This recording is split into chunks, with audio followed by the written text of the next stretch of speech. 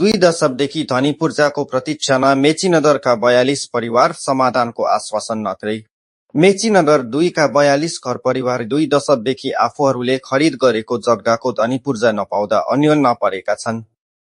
किस्ताबन्दीमा रकम तिरेर घर बढेरीका लागि जग्गा खरिद गरे पनि हालसम्म जग्गा आफ्नो नाममा नामसारी हुन नसकेको भन्दै उनीहरूले सम्बन्धित निकायसँग तत्काल समाधानको माग गरेका छन्।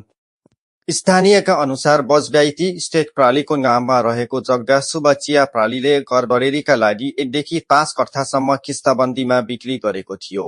सुकुनवासी तथा न्यून आय भएका परिवारलाई लक्षित गरी बिक्री गरिएको उक्त जग्गाको अधिकांश किस्ता तिरे पनि अन्तिम किस्ता लिएपछि धनी पूर्जा उपलब्ध गराउने सहमति कार्यान्वयन नभएको पीडितहरूको भनाइ छ। पीडित भन्छन्, हामीले संस्थाले भने अनुसार किस्ता तिर्यौं, अन्तिम किस्ता पनि तिर्न तयार थियौं, तर संस्थाले रकम नै लिएन। अहिले न पैसा फिर्ता भएको छ, न धनी पूर्जा पाएका छौं। 2 दशकदेखि अन्योलमा बाँचिरहेका छौं। वर्षौंदेखि एउटै समस्याले परिवारहरू पीडित बनेको उनीहरूको भनाइ छ। घर बनाएर बसिरहेका छौं, तर कानुनी रूपमा जग्गा हाम्रो नाममा छैन। पटक पटक धाउँदा पनि समाधान हुन सकेको छैन।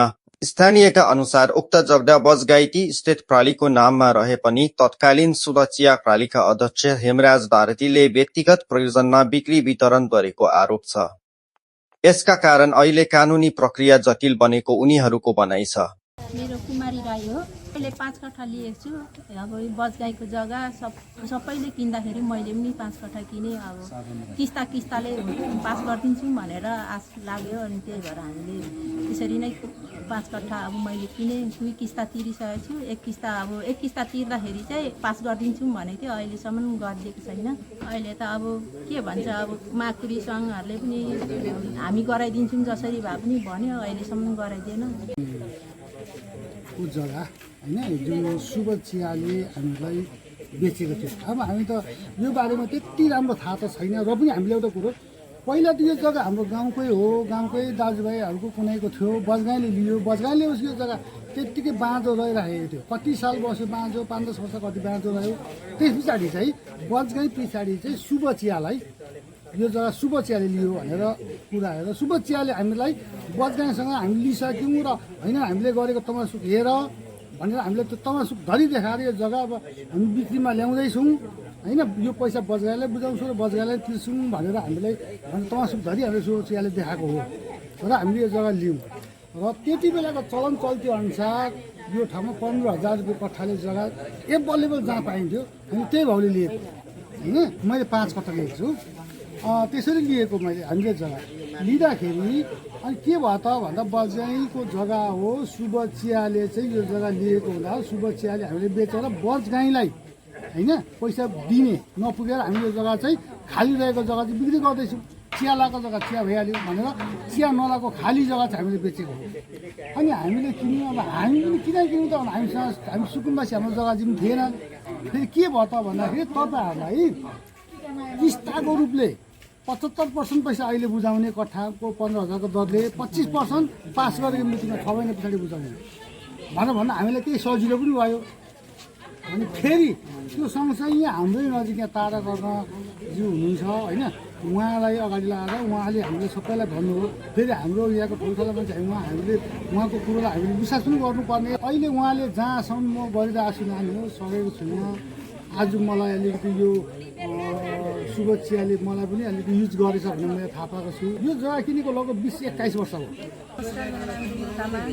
समस्या किन आयो भने अब पास हुन्छ मेरो जग्गा 64 सालमा किनेको हामीले पास भइहाल्छ भनेर अहिलेसम्म भएको छैन।